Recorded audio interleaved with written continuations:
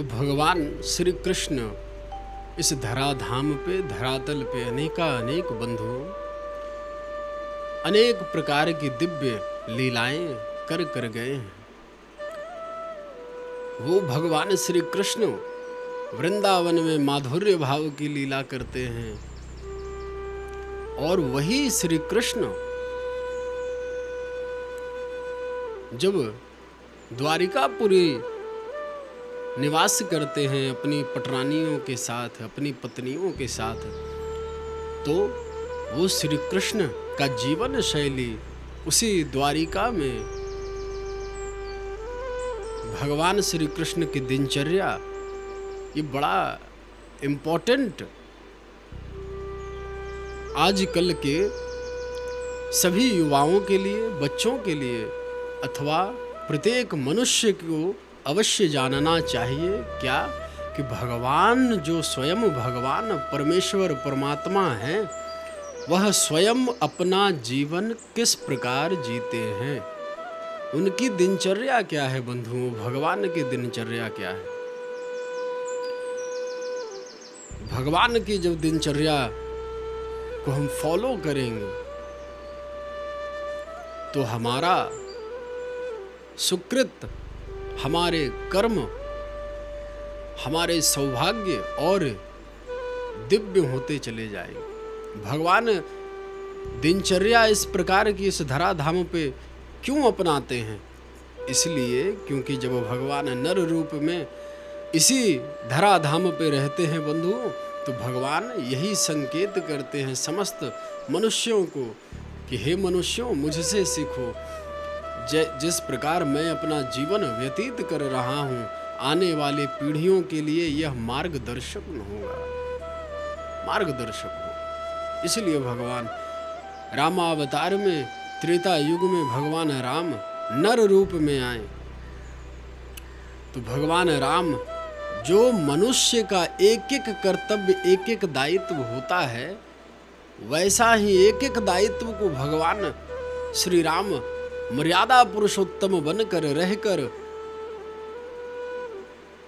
समस्त राजा की जो दायित्व है, कर्म है, उसका भी पालन किया उन्होंने भली भांति पूर्वक। एवं इसके उपरांत मित्र कैसा हो, इसका भी उन्होंने पालन किया, और शत्रु भी किस प्रकार का हो, इसका भी उन्होंने भली भांति पालन किया। कहने का अभिप्राय ये है बंधुओं कि भगवान की लीला केवल जीव को प्रेरणादायक करने के लिए, प्रेरित करने के लिए, सिखाने के लिए भगवान इस धराधाम पे धर्म युक्त आचरण करके भगवान, आप कोई अवतार भगवान का ले लीजिए, कभी कोई अवतार में आपने देखा है भगवान को अधर्म का सा आचरण करते हुए? कभी नहीं, इम्पॉसिबल है ये। क्यों? साक्षात धर्म ही राम है, धर्म ही कृष्ण है, साक्षात स्वयं। और धर्म की भी जो धुरी है, धर्म जिस पर टिका हुआ है, सत्यम परम धीमहि, भागवत में कहा गया, वो सत्य कौन? वह सत्य भगवान है, स्वयं भगवान। तो वही भगवान श्री कृष्ण द्वापर में, श्री द्वारिकापुरी में दिनचर्या भगवान की बड़े ध्यान से सुनिए, एवं अपने बच्चों से यही दिनचर्या को करवाने की अथक प्रयास करना चाहिए। एवं आप स्वयं भी अगर इस प्रकार का जीवन फॉलो नहीं करते हैं, तो कृपया ऐसा भगवान का जीवन आनंद पूर्वक इसे अपनाएं। इससे सत्व गुण आप में उदित होते हैं और भगवान के आप करीब चले जाते हैं, करीब जाते जाते हैं। तो द्वारिका में भगवान सबसे पहले भगवान अनेक पटरानियों के साथ रहते हैं। कुछ लोग ये कहते हैं उन्होंने इतने विवाह किए, वो भी सुन लीजिए। भगवान है षड ऐश्वर्य जो परिपूर्ण होता है, छहों ऐश्वर्य जिनमें अथाह मात्रा में परिपूर्णतम, उसके ऊपर कुछ नहीं। जैसे भगवान धनी हैं, ऐसा नहीं, भगवान ही धनी हैं, उनके आगे कौन होगा? त्रिलोकाधिपति भगवान, अनंत कोटि ब्रह्मांड नायक भगवान। तो ये 6 प्रकार का ऐश्वर्य जिसमें परिपूर्णतम है और किसी में नहीं और किसी में नहीं है, वही भगवान होता है। तो भगवान ब्रह्म मुहूर्त में प्रतिदिन उठते हैं। ब्रह्म मुहूर्त कहने का अभिप्राय, जब सुबह ब्रह्म मुहूर्त किसे कहते हैं? 3:30 से अथवा 3:35 से जो समय लेकर 5:30 का जो समय होता है, ऐसे तो मान लिया गया है 6 बजे तक, लेकिन मेरी दृष्टि से अगर देखें तो 5:30 तक का जो समय है, इसे ब्रह्म मुहूर्त कहते हैं। ब्रह्म मुहूर्त, ब्रह्म बताया गया इस मुहूर्त को, नाम ही कितना विशेष है। तो इस ब्रह्म मुहूर्त में अगर कोई भजन कीर्तन, कोई सात्विक क्रिया की जाए तो उसका फल कितना गुना होगा, जरा सोचिए। तो भगवान नित्य प्रतिदिन वो राजाधिराज हैं, द्वारिका के द्वारिकाधीश हैं, उसके बावजूद भगवान श्री कृष्ण स्वयं 3:30 पर प्रातः प्रतिदिन ब्रह्म मुहूर्त में सबसे पहले उठकर नित्य कर्मों से निवृत्त होकर स्नान करके फिर क्या करते हैं बंधुओं? फिर भगवान श्री कृष्ण स्वयं परमात्मा, परमेश्वर ब्रह्म, परात्पर, जो सर्व शक्तियों का जो मालिक है, सर्वांतर्यामी है, वही श्री कृष्ण ध्यान करते हैं बंधुओं, ध्यान करते हैं। भगवान किसका ध्यान करते हैं? मानो भगवान अपनी यह लीला से यह शिक्षा दे रहे हो जीवों को कि हे मनुष्यों, हे पुत्रों, जिस प्रकार मैं अपना जीवन को व्यतीत कर रहा हूँ, इसी प्रकार अगर तुम भी अपने जीवन को, मेरे चरित्रों को अपनाओगे तो तुम्हारा जीवन परम कल्याणमयी, परम सुखमयी हो जाएगा। भगवान अपने भक्तों का ध्यान करते हैं बंधुओं, भक्तों का ध्यान करते हैं। उनके ऊपर तो कोई है नहीं, वो ध्यान किसका करेंगे? तो भगवान अपने भक्तों का ध्यान करते हैं। और भक्त क्या करें? भक्त भगवान का ध्यान करें।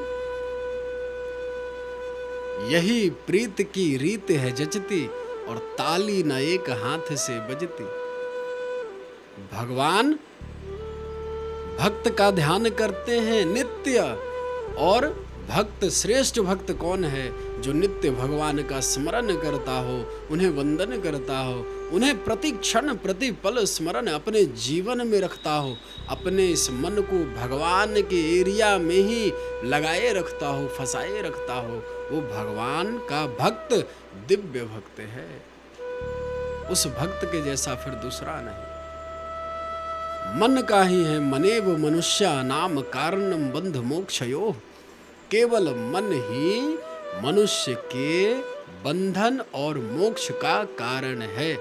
यही मन हमें बांध कर रखा है माया में, और जब भगवत प्राप्ति होएगी तो यही मन साधना करवाकर भगवत प्राप्ति करा देगी। बस इतना सा रहस्य। तो हम गड़बड़ी कहाँ करते हैं? हम भगवान की ओर लापरवाही करते हैं, संसार की ओर बड़े सावधान रहते हैं, जबकि भगवान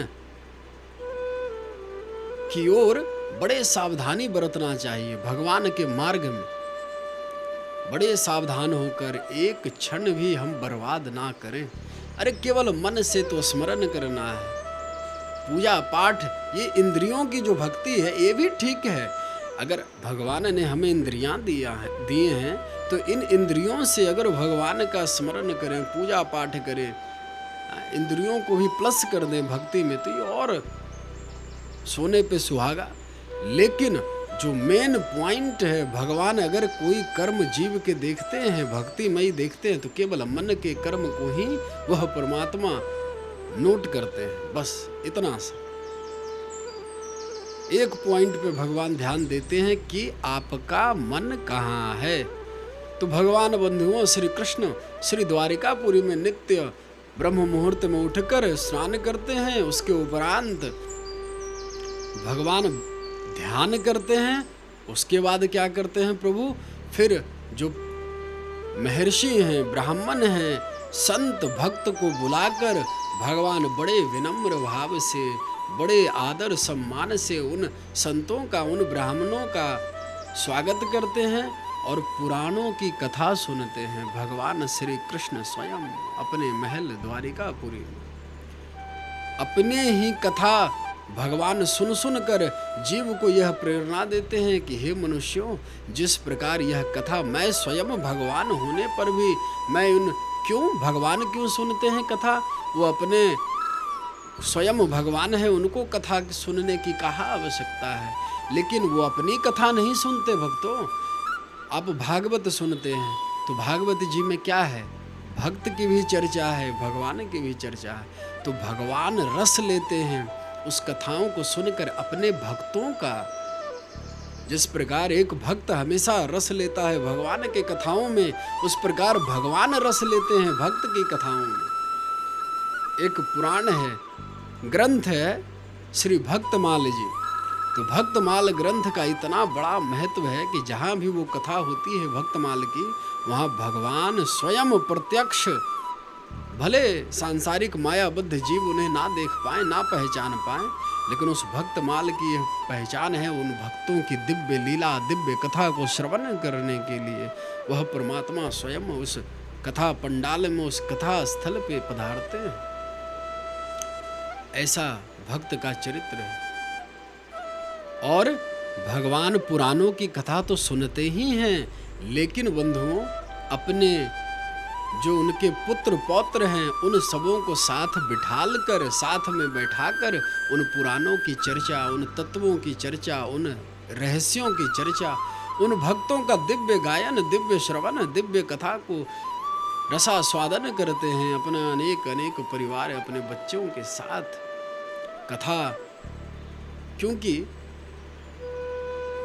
हम सब मनुष्य तो थोड़े अब बड़े हो गए, लेकिन जो बच्चे होते हैं उनका निर्मल मन होता है बचपन से ही। उनकी प्रवृत्ति छल कपट माया में उतनी ज़्यादा अग्रसर नहीं हो पाती, और शुरू से ही अगर यही सारे धर्म के काम कराना, सिखाना उन्हें बता दिया जाए तो जीवन पर्यंत इसी मार्ग पे वह चलते रहते हैं। और चलते चलते फिर उसके पूर्व जन्म का संस्कार भी उसमें प्लस हो जाता है, तो भक्ति की ओर बड़ी तेजी से बढ़ता है। मैं तो सभी बंधुओं से, माताओं से, बहनों से यही आग्रह करूंगा कि अपने बाल गोपाल, अपने बच्चों की भगवान की दिव्य कथा अवश्य सुनाया करें, अवश्य सुनाया करें। इससे आपके बच्चे का सौभाग्य में ही मंगल वृद्धि होगा और आपका भी कल्याण हो जाएगा, आपका भी कल्याण होगा। तो इस प्रकार श्री द्वारिकानाथ भगवान द्वारिकाधीश का दिव्य चरित्र है बंधुओं, दिव्य है वो।